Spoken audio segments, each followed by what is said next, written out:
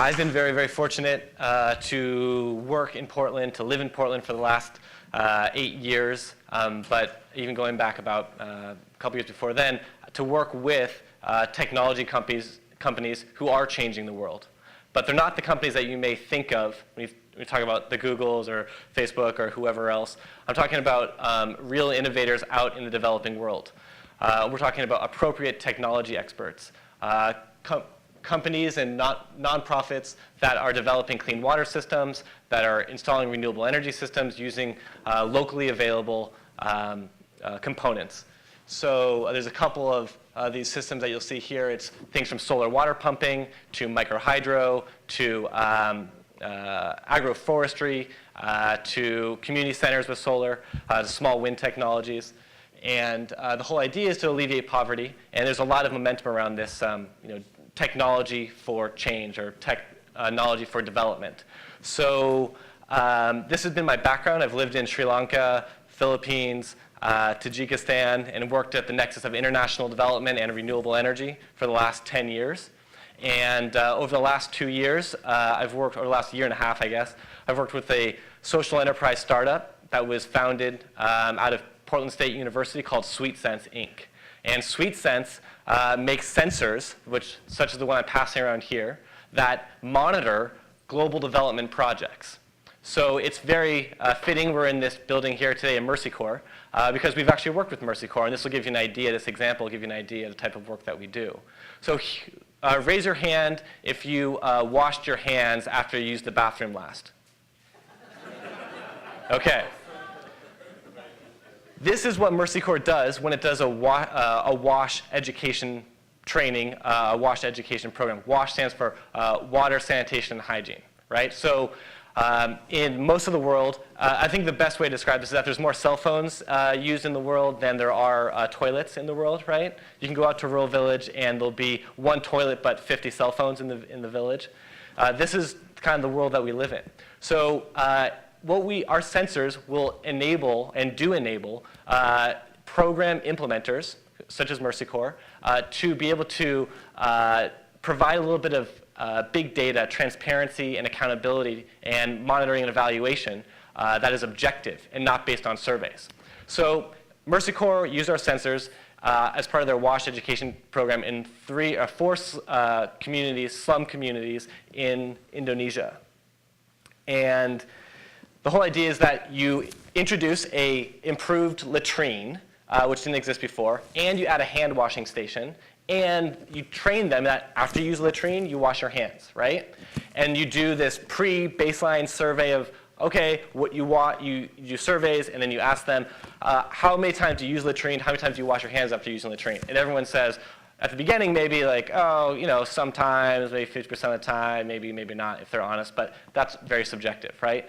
Then they do their WASH education training, says wash your hands, not as quite paternalistic as I just did right there, but it's a very participatory approach. They do great work here at MercyCorps.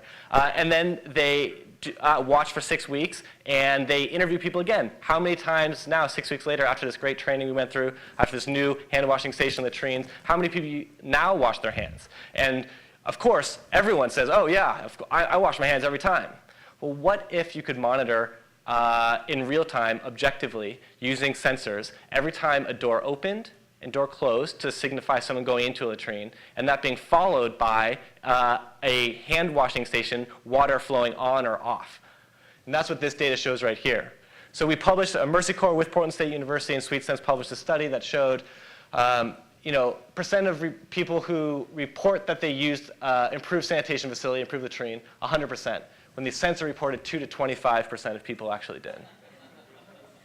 This is not a MercyCorps problem. That doesn't mean they failed. It means that this is an inherent problem in international development. International development projects fail a larger percentage of the time than you are led to believe. Everyone wants to know that their donation is going to where it counts, helping needy people, but there's no kind of follow-up. All you see is the smiling kid at the end of the day. Our sensors are trying to change the entire game of how international development projects are implemented, monitored, and evaluated.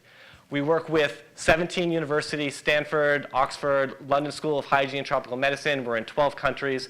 We just got a $300,000 grant to implement the first operational scale deployment of our water sensors on water pumps in Rwanda to be able to enable fleets to monitor their systems. And I'll just give you a little shot of the dashboard here. The technology works where it's cell phone-enabled sensors. In this case, these are on 300 pumps in Rwanda, and we can monitor if a pump is working, not working, and watch this. You click on an individual pump, and it can tell you in near real time what its status is. This is the 30 sensors that we've installed thus far. Thank you.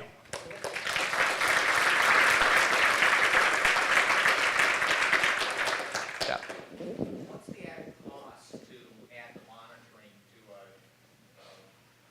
to Sure. Yeah, it depends on volume and scale and all that, but an application, because we can do it for water, energy, and infrastructure projects. So ranges between $400 and $500 per unit. And then there's cell phone coverage, so you just buy a normal data plan. Rwanda has better cell phone coverage than the US. It's 98% coverage, so that's $6 a month for data. And how much is a tree? Well, the tree is like $500 to $2,000 typically. Wash station could be about the same. Yeah. Yeah. Are you here to show us how cool this is, or are you hiring? We're out there implementing right now. We'll have about 1,000 sensors in the field. We're just showing how cool this is, one, so to answer your question directly. We're out there trying to raise money, not necessarily from investors, but to actually just get more of these units out in the field. Yeah. Interesting thing, the first thing you asked was how many people wash their hands when they go to the bathroom. So my question is, have you done any control studies of like the U.S. or other, high health nations to see how reliably they are? Yes. My dream, do you guys familiar with USAID, U.S. Agency for International Development, or World Bank, or any of these guys who go around telling everyone how to do everything and how great they are and what they should be doing? I would love nothing more than put these sensors in their bathrooms. So the other part to this I want to say is that we're putting on this huge party May 31st at the Star Theater, bringing together all the technology, energy, international development crew at the Star Theater. It's the party of the year. I'm not exaggerating. We're going to have an aerialist, international food and drink, country-themed rooms, Nicaragua, Philippines, Malaysia. All the kind of social enterprise, international development crew is going to be there. I want all of you guys to be there because, again, this is a way for Portland. This is kind of the other reason I'm doing this, as the previous presenter kind of talked about. This is a way for Portland to really get itself on the map. And as I talk with more and more of the IT software crew here, they're not aware of these major trends in international development that your skills are very applicable for.